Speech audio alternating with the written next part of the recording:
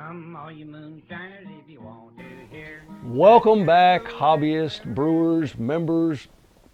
And it's easy. All you got to do is subscribe, hit the little bell, and that's a notification. Every time a video comes out, you'll be notified. But at least share us with your friends. We appreciate that. It keeps us alive. Now, today, we're moving on with Big Blue, the Big Blue still. And we've got a couple of topics today, or a couple of tasks that we have to complete today. Now, I really appreciate the comments that you send in because I learned so much from them. And one in particular made a recommendation about gravity. And the way I had this designed initially, I had a pipe, matter of fact, it was this pipe that was coming out at an angle like that, which everything would have been fine. But when I redesigned it, since I figured out I couldn't MIG, TIG, acetylene torch, solder and all that stuff, I just didn't have the skill. When I figured that out, I went with a straight pipe that came out because I have this compression fitting.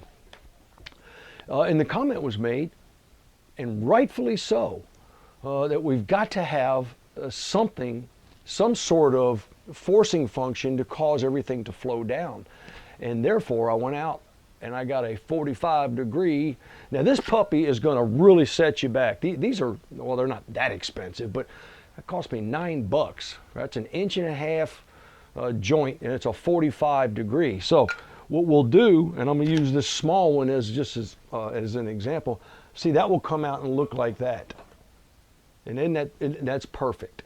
So our our torpedo condenser is going to go inside the larger pipe, and you already know what we're going to use for that.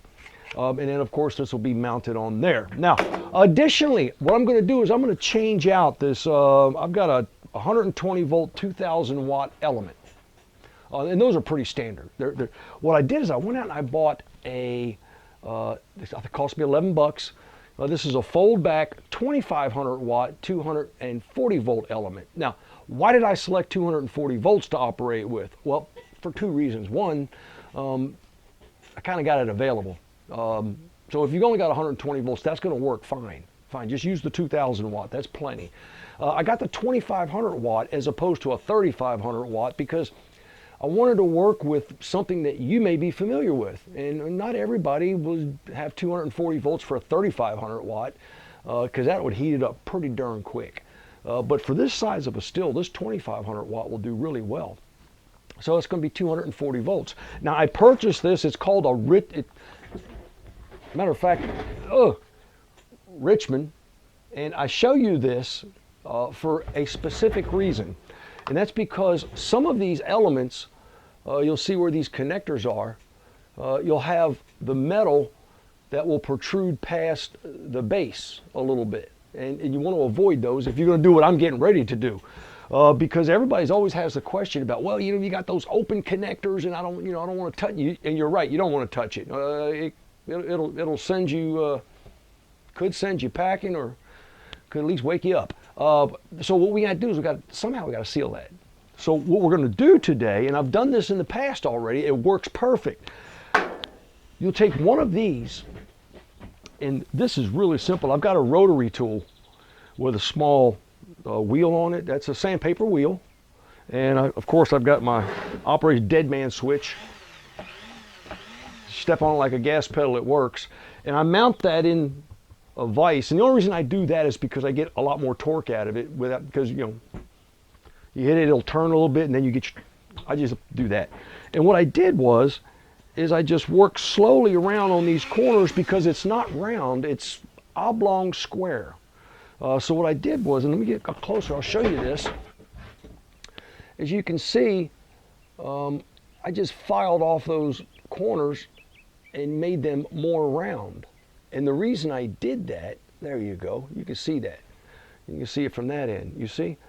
And I just made it a little bit more, you see where I didn't do a great job of that, I just had to bring them down a little bit. So work it little by little, and then you get a 1-inch PVC pipe threaded connector, and we're going to thread that. We'll force thread it on there, so when it does get on there, it'll stay all the way down. And I can even drop a little drop of super glue down there to keep it from ever coming apart. Then I bought the 1-inch cap and I drilled a hole in it.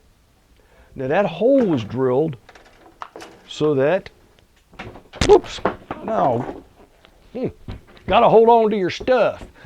That hole was drilled so that I can put this 12-3 wire cable through that hole.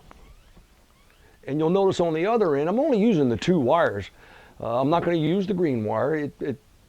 Remember, 240 volts provides its own ground. Well, its own neutral, because you've got them 2 out of phase. So the ground wire is, the ground wire could be useful and helpful for those of you who are a little skittish. Get that out of there somehow and then, attach it to the side of the still. It's for safety.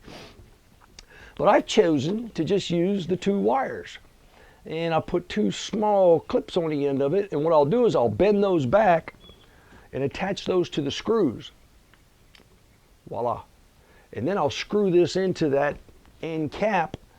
And what we'll have is we'll have an enclosed end on our heater element. Then I'll insert that in here just like I did the other one. Put my 1-inch nut on the inside, tighten it up with that washer, and we're in business.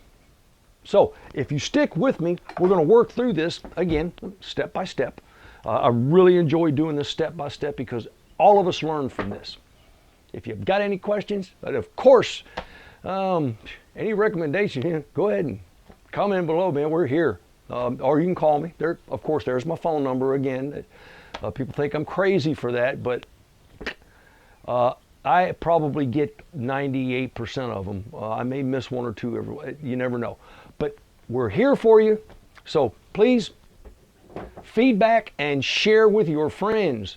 And of course, let's get this community rolling. I'll be with you shortly. Well, look at this. Okay, that's our wires connected to the end of our heater element. And it doesn't matter which one of these goes where. The white goes here and the black here, or the white here and the black here. It doesn't matter. Yeah, now we're going to add our 1-inch collar. And you'll notice that when I start to turn this, it'll start to thread itself. There we go. See, so that goes there. And then last but not least will be the 1-inch cap that will screw right in here. And then that will be one safe water element. Let's move on. Well, let's see how far we've gotten. Now, here's what I did with the outflow pipe. You'll see what I did was I put this in a vise like this and I cut this end off. So what that's going to do is going to make a small trough. And I'll probably squeeze that together, so that's where my distillate should run out. Now you'll notice I've got a hole here and I've got a hole on this side because I have decided that the torpedo goes in and will be an in and an out. And that's going to work just fine. Now here are my challenges, and here's what I came up with. First of all, I got a spring, and this is made specifically for, bending copper tubing. And this is really malleable, and you can see how I've got started on that. But my challenges were because of the small circle that I'm trying to, I started to kink a little bit in different areas. So I got to thinking, I was like, well, how do you keep this from kinking? And if it was solid, it'd be easy. But it's not. So it gives a little bit more than I wanted it to. So here's what I thought about. I went, well, what if I just fill it with sand? That would work. But then I was like, oh man, well, getting the sand out of there is going to be a challenge. What about water? Oh, so that's what I'm doing right now. I'm filling, I've got like 15 or 20 feet laid out here, and I've got one end high and took the other end. What I did was I bent the end of it over and I left just an ever so small weep hole so that water could run out. And then on this end, I fashioned this into the side of a cup, and I fill the cup with water and let the water run down. It's filling this tube up. Now when I get the tube completely full, which is what I intend to do, I'll just close this off on the end, and then I'll close this end off, and then that should be a somewhat solid. And then when I start to bend it, I'm hoping it will not kink as much. So I'll be back with you shortly and show you how that works. Whew. Wow, let me tell you what. And I don't know if you ever heard this before, but when someone puts the H before the W, it was a bear. I'll tell you what, that was a challenge. But let me tell you what I got finished. Because if you suffer from AF, awesome frustration, this may not be for you. But I wasn't going to be beat. So here I am about 3 hours later, a little bit of nicks on my fingers, and I got her completed. Well, here's what I did. I took that copper tubing and I wrapped it around this copper pipe. But what I did was I filled it with water and I sealed both ends, and I used gravity. So I got it full on both ends so there wasn't any air pockets inside it. Sealed it off, and that kept it from crimping over. And I've got a coil that goes from here, which is going to be the top, all the way down to here, which is the bottom. Now you'll see this is where this is where the spirits will drip out. Now I've got a hole here and I've got a hole over here that I got to do something with that.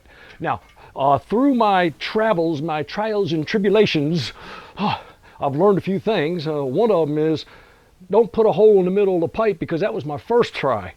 I said, oh well, I'll just run the coil from here to here, and then I'll just put a hole here and I'll run that little tube out. Well, let me tell you what, running that tube out of that small hole is not as easy as it sounds. So I had to put 2 elbows on here to get an extension. So my coil goes from, let's see if I can get it from here to, what's that, about 24 inches. I got about 24 inches of coil in there. And then from here up is just one tube that runs from here, runs straight up here, and then comes out right there. Okay, now I've got to fix this, which the easiest thing I found to do was, remember that piece that I said I cut off the end? That piece? It'd go like this.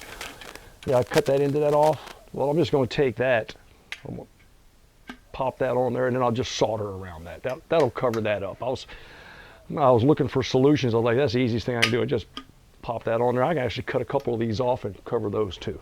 But those won't be critical, because remember, it's going to be sitting like this and everything's going to run down this way. Now,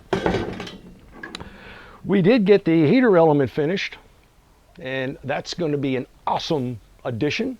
I'm getting ready to do that now. So once I get that installed and I get my outflow pipe on here, it's time to build my PID. So I've got one more step after this, and I'm going to build a new PID specifically for Big Blue. Hang in there. And until next time, yep, you know it, happy distilling.